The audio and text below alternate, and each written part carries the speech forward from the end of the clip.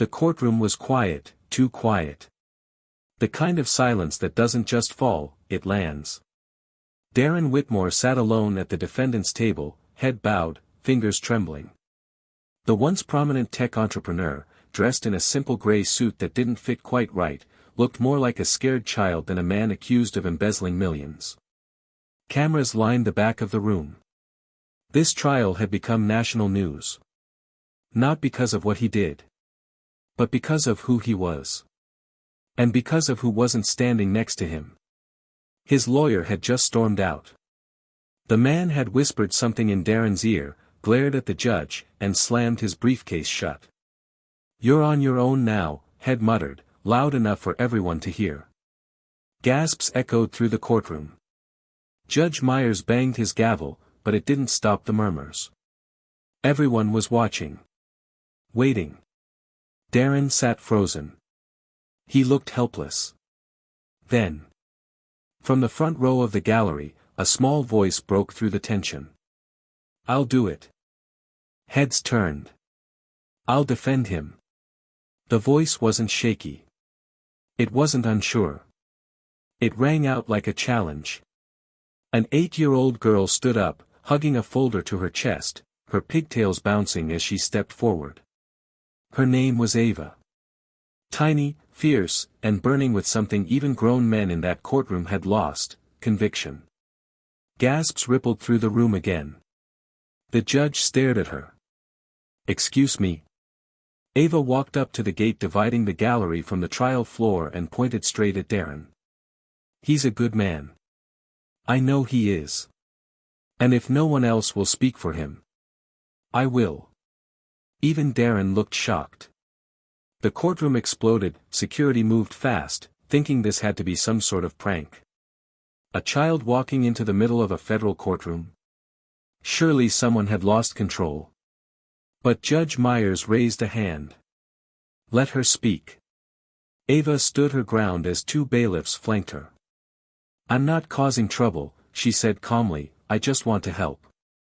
"Who are you, young lady?" the judge asked, narrowing his eyes. "My name is Ava Jordan. I'm 8 years old, and I know Mr. Whitmore didn't do what they're saying." The courtroom held its breath. Even the court reporter paused typing. Darren leaned forward, stunned. "How do you even know me?" he whispered. Ava turned to him. "You helped my mom when no one else would. Remember the community center you built in Willow Heights? That's where I learned to read. You paid for it. And for our school books. And when my mom got sick, you covered her hospital bills. You didn't tell anyone. But we know." Darren blinked rapidly. He looked like he might cry. Judge Myers sighed. "Miss Jordan, I understand your sentiment, but this is a court of law. You cannot act as legal counsel, but why not?" she snapped, her voice fierce. "Everyone here is pretending like he's already guilty. Even his own lawyer gave up. That's not justice. That's just convenient." The judge wasn't used to being challenged, especially not by someone under 5 feet tall. And yet, he didn't interrupt her. "Do you even know how to read a case file?" the prosecutor asked with a condescending grin. Ava held up her folder. "I've read this one. Twice. And I brought notes." Gasps. Chuckles. Even a few laughs. But they weren't mocking anymore, they were stunned. The judge leaned back in his chair, eyebrows raised. "Bring her a step stool," he said at last. "And let's see what this young lady has to say." A collective "what is happening" energy buzzed through the courtroom as a wooden step stool was fetched from the clerk's area and placed next to the defense table. Ava climbed up with quiet determination, her folder tucked under one arm like it was the Constitution itself. Darren watched in awe, unsure whether he was dreaming or witnessing some kind of divine intervention. Judge Myers folded his hands. "Miss Jordan, while I cannot formally recognize you as legal counsel, I'm allowing you to make a statement on behalf of the defendant. But make no mistake, this is highly irregular." Ava nodded, then looked at the jury box. My name is Ava Jordan, and I'm only 8 years old, so maybe I'm not supposed to understand things like fraud and tax codes and legal representation, she began. But I do understand something about people. And I understand gratitude. She opened her folder with a crisp motion. Inside were photos, handwritten thank you notes from families, kids, teachers. Newspaper clippings. A donation receipt. This man, she said, pointing at Darren, has done more good than most of the people who sit behind big desks and wear shiny watches. He didn't just give money, he gave hope. And no one gave him anything in return. The prosecutor objected, but Judge Myers waved him off. Ava continued, they say he stole from investors. But did anyone ask why his bank account was empty? Because he spent it all trying to save our neighborhood. And you know what? I have the receipts. She held up one paper in particular, a hospital invoice marked paid in full. This was for my mom. Stage 3 treatment. He covered it anonymously. You can check the hospital records. The courtroom buzzed again. Darren's jaw dropped. He had never told anyone. The judge looked intrigued. Counselor, he said, raising an eyebrow at the prosecutor, do you have that in your evidence? The man flipped through his papers, suddenly unsure. No. Your Honor, this is outside the original scope, Ava cut in again, bold as ever. Exactly. Because nobody bothered to ask who he really is. You were too busy trying to bury him under headlines. And with that, she closed her folder and looked up at the judge. I rest my case. A stunned silence fell over the courtroom. Then someone clapped. Then another. And suddenly the entire gallery was on their feet, applauding an 8-year-old girl who just did something no lawyer dared, tell the truth with nothing to lose. The judge banged his gavel 3 times, not to silence the courtroom out of anger, but simply to restore order. Even he looked a little shaken, maybe even moved. When the applause finally settled, Judge Myers leaned forward. Miss Jordan, your words won't be entered into the official record as legal defense. But I can assure you, they will not be forgotten. Ava stepped down, clutching her folder tightly, and returned to her seat in the gallery. As she passed Darren, she placed a hand gently on his shoulder and whispered, "Don't give up." Darren blinked away a tear. "Thank you." The prosecutor, clearly rattled, tried to regain control. "Your Honor, while that was theatrical, I'd like to redirect the court's attention to the facts." But the jury wasn't the same anymore. The shift in the room was undeniable. The cold, detached way they had been looking at Darren before had changed. Now, their eyes held curiosity. And some, empathy. Then came the twist no one saw coming. A man in a tailored navy suit entered the courtroom and approached the bench. He whispered something to the bailiff, who handed the judge a document. Judge Myers scanned the paper. His expression shifted. "This," he said slowly, "is an affidavit from Mitchell Grant, the CFO of Whitmore Innovations. Apparently, Mr. Grant has just confessed to falsifying financial records without Mr. Whitmore's knowledge." The courtroom erupted. The prosecutor turned pale. "That can't be right." "We didn't, he refused to talk to us," the judge raised a hand. "It says here he came forward voluntarily after watching today's coverage. Claims he couldn't live with the guilt anymore. He's willing to testify." Darren's mouth fell open. His knees buckled slightly, and he had to grip the table to stay upright. Ava beamed, her eyes locked on the man she'd stood up for. The judge leaned back in his chair and looked around the room. "Seems justice may not always follow procedure," he said quietly. "But sometimes, it walks in wearing pink sneakers and pigtails." The courtroom felt electric now. Whispers filled the air like sparks. Cameras zoomed in. Reporters frantically typed on laptops and whispered into microphones.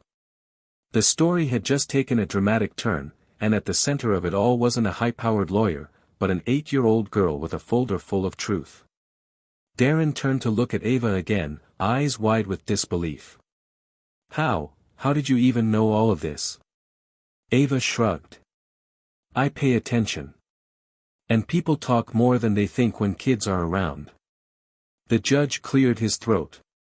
Given this new affidavit and the questions raised by Miss Jordan's statement, I'm calling for an immediate review of the financial evidence. This court will recess until tomorrow morning. The gavel came down. Court adjourned. But the room didn't empty. No one moved. Everyone was still glued to the moment. Ava stepped down, and Darren rose slowly, as if the weight of months had lifted an inch. He walked toward her, then knelt down to her level. I don't know what I did to deserve this, he said quietly. But thank you. Ava smiled. You didn't do anything to deserve what they did to you. That's why I stood up. Suddenly, reporters surrounded them, cameras flashing, questions flying. Miss Jordan, are you studying law? Where did you get those documents? Do you believe you just saved Darren Whitmore's future? She blinked, unfazed. I just did what was right. Isn't that what justice is supposed to be? The media would replay that soundbite for days. Outside the courthouse, crowds had gathered. The footage of Ava's bold declaration had already gone viral. Social media dubbed her the Little Defender. Hashtags were trending. Celebrities began reposting the video. But Ava didn't care about any of that. She just wanted one thing. For the truth to win. And for Darren Whitmore to finally be free. That night, Ava sat at the kitchen table with her mom, eating a grilled cheese sandwich like nothing had happened. You know, her mom said gently, most kids spend their afternoons at soccer practice. Not in federal court turning a trial upside down. Ava grinned. Most kids don't read financial records for fun. Her mom smiled but her eyes were serious. You were brave today. But you know there are going to be people who don't like what you did. I know, Ava replied. But they're not the ones who needed help. Across town, Darren sat alone in his apartment, replaying the courtroom scene again and again. He had been ready to give up. To plead guilty just to end the storm, even if he hadn't done what they said. The betrayal from his business partner, the silence of the people he once helped, it all crushed him. Until that tiny voice broke through. The next morning, the courtroom was packed again. This time, not out of obligation, but anticipation. Judge Myers entered with a file in his hand. We've reviewed the affidavit submitted yesterday, and cross-referenced it with the company's financial history. He paused. It checks out. Another wave of gasps. The prosecutor stood up. Your Honor, but the judge cut him off. The state's case has been compromised by new and credible evidence. Unless you can produce something concrete in the next 24 hours, I will have no choice but to dismiss all charges against Mr. Whitmore. Darren let out a shaky breath. He wasn't free yet, but the door had opened. Then the judge did something unexpected. He looked toward Ava in the gallery. Miss Jordan, he said with a faint smile, this court does not formally recognize child advocates as legal defense, but perhaps we should reconsider. You reminded us all what justice really means. The room burst into applause again. But this time, it wasn't out of shock. It was out of respect. Ava looked up at her mom, eyes shining. I told you I could help. Her mom hugged her tight. You didn't just help, baby. You changed everything. By midday, Ava Jordan had become more than a courtroom curiosity, she was a national headline. 8-year-old defends accused entrepreneur, turns trial on its head. The Little Defender, how a child spoke louder than the legal system, justice has no age limit, the girl who changed everything, TV anchors debated the ethics, legal experts analyzed the implications, and ordinary people across the country were moved by one simple truth. When everyone walked away from Darren Whitmore, she didn't. Back at the courthouse, Ava and her mom were ushered into a quiet room by one of the court clerks. There, to their surprise, stood Darren. This time, he wasn't shaking. He looked composed. Calm. Grateful. "I don't know how to thank you," he said, extending a hand. "You saved my life, Ava.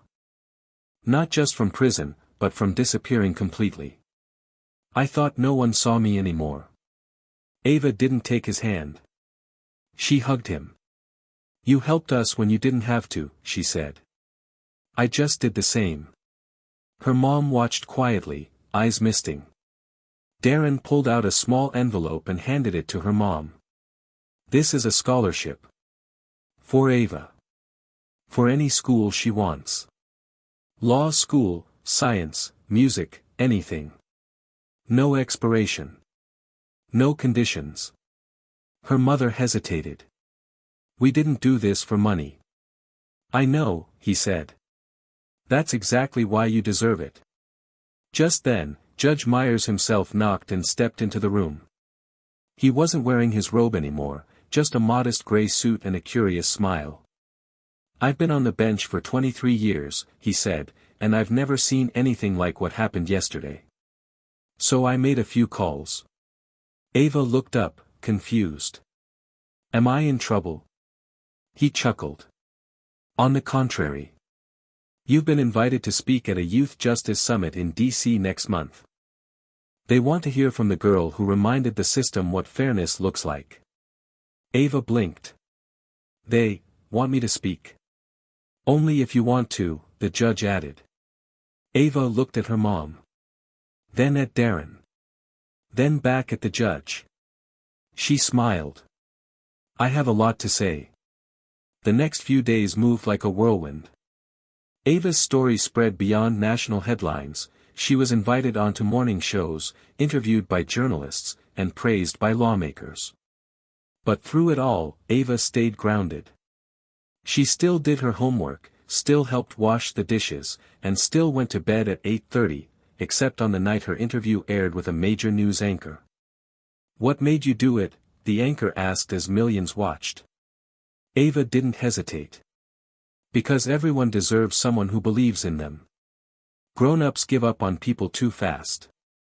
I didn't want to be like that." The clip went viral within minutes.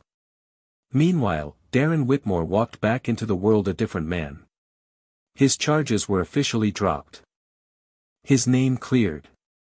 The real criminal, his CFO, was now in custody. But Darren didn't care about rebuilding his business empire. He had other plans now. 2 weeks later, a small press conference was held on the steps of the very courthouse where everything had happened. Darren, flanked by Ava and her mother, stepped up to the microphones. "I'm starting a new foundation," he announced, called the Jordan Initiative. Its mission is to fund education, mentorship, and advocacy programs led by and for young voices, because sometimes, the people we least expect are the ones who speak the loudest truths. The crowd erupted in applause. Ava looked surprised. "You named it after me?" Darren smiled. "You reminded me who I wanted to be. That deserves more than words." Reporters threw questions one after another. "What's your first initiative? Will Ava have a role in the foundation? Is this the start of a youth-led legal revolution?" Darren answered simply, "Ava's not just part of the foundation, she is the foundation." Ava looked at her mom again, unsure whether to be overwhelmed or proud. Her mom leaned in. "You wanted to help one man. And now you might help thousands." Ava took a deep breath and stepped back up to the mic. "If kids like me are old enough to see what's wrong, we're old enough to help fix it." The cameras flashed. Reporters shouted her name. But Ava didn't flinch. She'd found her voice. And now the world was finally listening. 2 months later, the name Ava Jordan wasn't just known, it was respected. The Jordan Initiative had launched its first pilot program in 3 inner-city schools, offering debate clubs, civic education workshops, and even mock trial experiences, led by practicing lawyers and judges. All funded by Darren's new foundation. But Ava's role wasn't just symbolic. She helped design the programs. She met with lawmakers.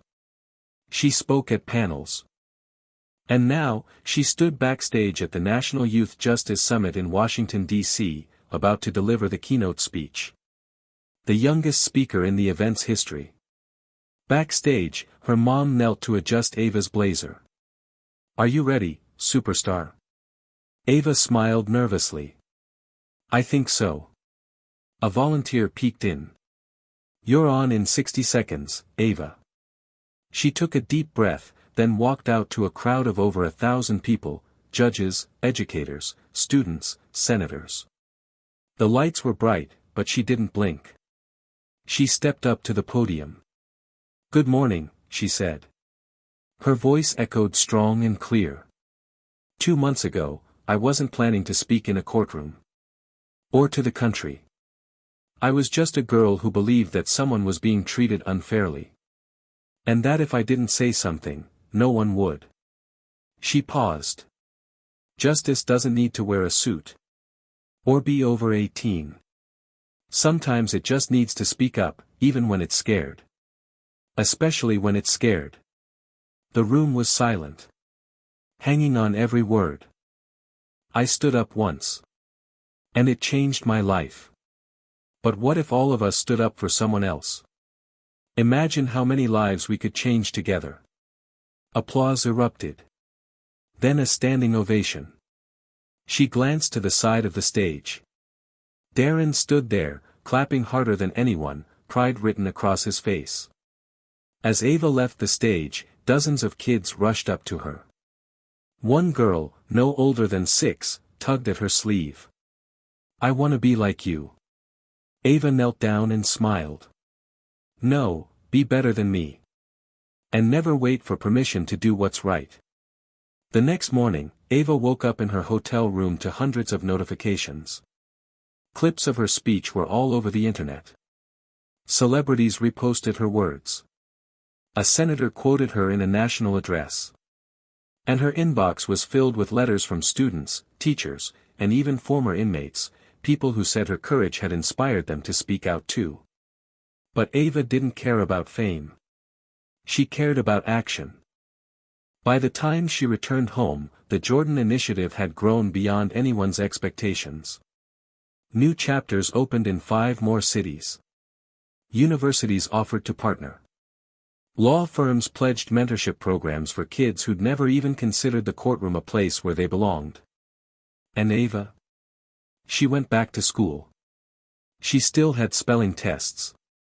Still had to clean her room. Still got grounded when she talked back to her mom. But every Friday afternoon, she met with Darren and a small group of students, some her age, some older. They called themselves the Voices.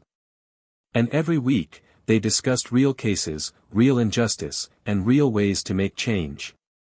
One Friday, a high school student asked her, "Do you think adults take us seriously now?" Ava smiled. "Some do. And the ones who don't, will have to." Darren nodded beside her. "They don't have a choice anymore.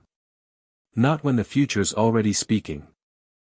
The little girl who once stood up in a courtroom with nothing but a folder and her voice, had become a force no one could ignore. And she was just getting started. One rainy Thursday afternoon, Ava received a letter. Not an email. A real letter, handwritten on crisp white paper and sealed with an official gold stamp. It was from the Supreme Court. Her eyes widened as she read it aloud to her mom. "We invite Miss Ava Jordan to visit the Supreme Court of the United States as our honorary guest for a day of recognition, dialogue, and youth engagement. Your actions have sparked a national conversation. We'd like to hear more, directly from you." Her mom gasped. "Ava, this is huge." Ava blinked at the letter, then whispered, "They want me to talk to them?" Later that month, Ava stood beneath the towering marble columns of the highest court in the nation, her pink sneakers squeaking softly on the polished floor as she walked through the chambers that had shaped history. Justice Ramirez, one of the justices known for championing reform, greeted her personally. "You reminded us all of something we too often forget," he said. "Justice isn't just about law, it's about courage. And you've got plenty of it."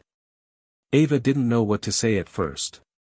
She looked up at the giant shelves of books, the paintings of former justices, then back at him. I just didn't want to watch something unfair and stay quiet, she said softly. I didn't think anyone would listen. They're listening now, he said. They talked for over an hour, about education, youth advocacy, even how to make courts feel less intimidating for everyday people. Ava made them laugh. Made them think. When she left the building, a crowd had gathered outside. Not reporters this time, but kids. Students. Teachers. Parents. And they cheered for her, not like she was a politician. Like she was one of them. Because she was. She had never wanted power. Just a voice. And now she had both. A year had passed since Ava Jordan first stood up in that courtroom with nothing but a folder and fierce belief in doing what was right. She was still only 9. But her life, and the lives of many others, had been permanently changed. The Jordan Initiative had expanded to over 20 cities. Kids who were once dismissed as too young were now helping draft school policies, sit on youth councils, and speak at local government meetings. One afternoon, back at her old school, Ava returned to speak in front of her classmates. She didn't bring a speech. Just her folder. The same one she'd held when she stood up in court. She walked to the front of the classroom and opened it slowly. Inside were photos. Letters. Drawings. Thank you notes from kids she'd never met. She held one up and read aloud, "Because of you, I told the principal what really happened. And he believed me." Another, "I want to be a lawyer now. Like you. Except taller." Laughter rippled through the room. Ava smiled. Then she looked at her classmates, the same kids who once saw her as Quiet Ava, the girl who read court cases during recess. "I didn't think anyone would care what I had to say," she said. "But I learned something. You don't need to be loud to make a difference. You just need to speak up when it counts." Silence. Then applause. Not polite. Real. As Ava stepped outside after the talk, Darren was waiting in a car nearby. He rolled down the window and waved. "You ready for the next board meeting, counselor?" he teased. Ava smirked. "I was born ready." And as the car pulled away, the camera panned up, past the school, the city skyline, and into the sky. Because this wasn't the end of Ava's story. It was just the beginning.